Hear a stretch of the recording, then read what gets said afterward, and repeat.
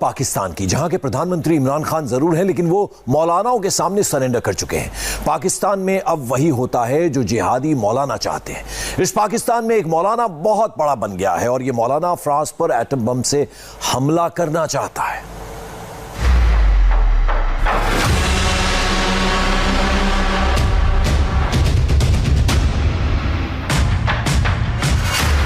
पाकिस्तान की सड़कों पर उतरी इस भीड़ में एक या दो नहीं, सैकड़ों इस्लामिक कट्टरपंथी हैं। सबका एजेंडा एक है, सबकी बातें सेम हैं और इन सबका सरगना भी एक ही है। दाढ़ी वाला ये मौलाना सरेआम जिहाद की बात करता है, 20 सड़क पर सिर काटने की धमकी देता है। 60% पूरी दुनिया जो ज्यादा फ्रांस से पैदा होता है, हुजूर के बारे में बात करता है। ऐलान जिहाद करो इसके खिलाफ। जो कहता है हम फ्रांस के साथ हैं, सुनो, हम मोहम्मद अरबी के गुलाम हैं। सदियों के बाद हमारा ऐलान भी सुन। तू फ्रांस के साथ है तो हम रसूलुल्लाह की गुलामी में सर लेकर हाजिर हैं। कहने को ये मौलाना तहरीके लब्बैक पाकिस्तान यानी TLP का मुखिया है। नाम है खादिम हुसैन रिजवी। ये बिल्कुल नया मौलाना है। ये पाकिस्तानी मौलाना फजलुर रहमान से ज्यादा कट्टर है, ज्यादा खतरनाक है। इमरान के मुल्क में इस मौलाना का सिंगल पॉइंट एजेंडा है, पाकिस्तान को एक इस्लामिक राज्य बनाना। और फ्रांस में हुए इस्लामिक आतंकी हमले की आड़ में ये अब आतंकवादियों को भी खुल्लम खुल्ला सपोर्ट कर रहा है और इमरान की नाक के नीचे रैलियां भी निकाल रहा है। जो लोग इतना हाथ उठाते, आप भी बहुत गौर से सुनिएगा, इस पाकिस्तानी मौलाना के दिमाग में कट्टरपंथ का कैसा वायरस मौजूद है। मैंने तुझे कुछ नहीं कहा। सारे जहान एक लम्हे में गर्क हो जाए। हुजूर की इज्जत, आबरू और खत्म नबुव्वत पर सैकड़ों का करोड़वां हिस्सा भी खामोशी इख्तियार नहीं की जा सकती। मैं बिल्कुल करीब आकर तुम्हें ये कह रहा हूँ, फिर न कहना बाद में कि जी हमें आपने मोहलत नहीं दी। उसका सफीर निकालो, अपना सफीर वापस बुलाओ, मसनूआत का बाइकाट करो। ये मामूली सा मुतालबा है। बड़ा मुतालबा ये है, फ्रांस के साथ ऐलान जिहाद करो। जो भी फ्रांस के अंदर हुआ, गाजी अब्दुल्ला शीशान हम उसके साथ है। जिसने मजम्मत की उस पर लानत। जिसने कहा कि दहशतगर्दी जो हुई है फ्रांस में हम उसकी मजम्मत करते हैं, उस पर भी लानत, उस पर भी लानत, उस पर भी लानत, उस पर भी लानत। कराची से आई ये तस्वीरें देख रहे हैं, सड़क पर तिल रखने की जगह नहीं है। जिधर नजर दौड़ाई जाए उधर बस कट्टरपंथ का झंडा हाथ में लिए एक्सट्रीमिस्ट दिखाई दे रहे हैं। कहने के लिए ये फ्रांस के खिलाफ हुआ एक विरोध प्रदर्शन था, मगर इस भीड़ की सच्चाई क्या है ये खुद इस मौलाना की जुबानी सुनिए। जो फ्रांसीसी टीचर का गला काटने वाले आतंकवादी की शान में कसीदे पढ़ रहा है और भीड़ उसकी हाँ में हाँ मिलाते हुए फख्र है का नारा लगा रही है। हमें हुजूर की गुलामी पर भी फख्र है और मुमताज कादरी के अमल पर भी फख्र है, गाजी जहीर के अमल पर भी फख्र है और गाजी अब्दुल्ला के अमल पर भी फख्र है कि उसने गुस्ताख को पकड़कर ऐसे गर्दन काट दी। उस पर भी हमें फख्र है। और फ्रांस के अंदर जो कुछ मुसलमान अपनी बसात के मुताबिक गुस्ताखान के खिलाफ कर रहे हैं, हमें उस पर भी फख्र है,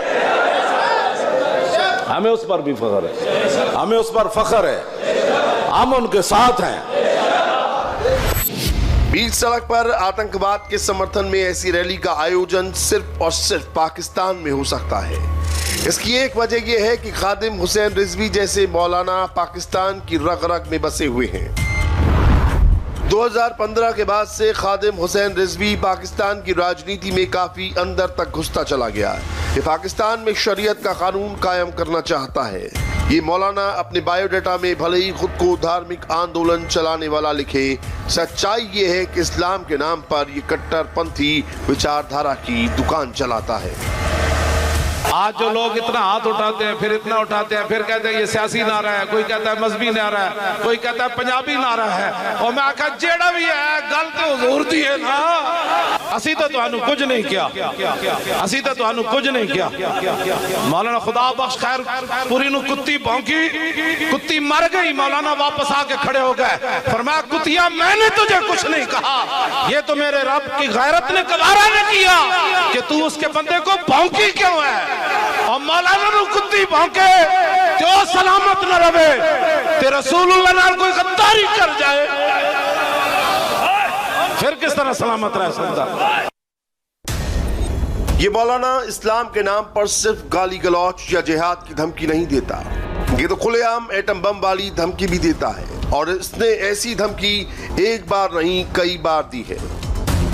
फ्रांस तो चैलेंज कर रहा और 10 एटम बम क्यों रखा तुसी, ओ एटम बम बाहर कटो, बाहर कटो एटम बम नु, हाँ जी, और बाहर कटो एटम बम, ऐलान जिहाद करो और सारे मर जाइए। क़यामत वाले दिन हुजूर के सामने तो शर्मिंदगी नहीं होनी।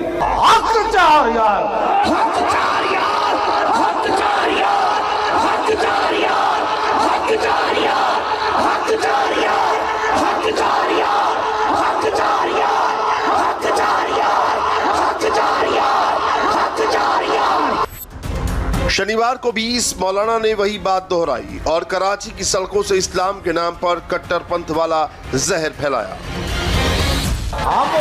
मौलाना खादिम हुसैन रिजवी पाकिस्तान का वो चेहरा जिसे दुनिया अच्छी तरह अभी पहचान नहीं पाई है, मगर इससे पहले कि देर हो जाए ऐसे कट्टरपंथी मौलानाओं को एक्सपोज होना जरूरी है। दुआओं से फ्रांस का मसला हल नहीं होगा।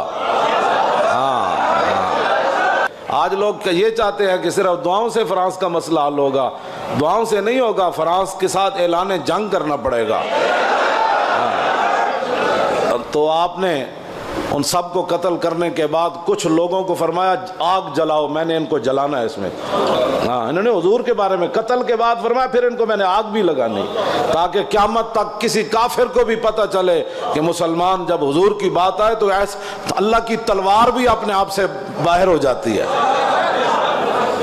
तुम इतनी बड़ी बड़ी बातें काफिर कर रहे हैं और तुम यहाँ भी मीटिंगें कर रहे हो। मीटिंगों से मसले थोड़े हल होने हैं, मीटिंगों से मसले हल नहीं होने, उनके खिलाफ ऐलान जिहाद करो। ये मौलाना पिछले कुछ दिनों से फ्रांस के मुद्दे पर अपनी तकरीरों की वजह से अचानक लाइमलाइट में आया है, मगर एक सच्चाई ये भी है कि ये भारत पर भी टेढ़ी नजर रखता है और आतंकवादी हाफिज सईद की भाषा बोलता है। हुण दियो ना जवाब, हिंदू जर्नल जे कहंदा असी पाकिस्तान ते हमला करना है, हुण लिबरलों नु लियाओ मैदान जेड़े साढ़े खिलाफ कहते सन कि बड़े सख्त बातें करते हैं, ये बड़ी दहशतगर्द है, इनको रोकना चाहिए। ए सारे लिबरलों नु इकट्ठा करके मरद सर दे बार्डर ते ले जाओ, हिंदुओं नाल गल करो। ये गल नहीं कर सकते, गल कोई करेगा जेड़ा मुहम्मद अरबी दा गुलाम होएगा। बुलाओ ना जरदारी दे पुत्र नु जेड़ा मूर्तियां ते दुध चाड़दा रहा, हाँ जी, बुत परस्तियां करदा रहा, मूर्ति हिंदुओं नु बुलाओ जरदारी दे पुत्र नु, हिंदू जर्नल नु जवाब देवे।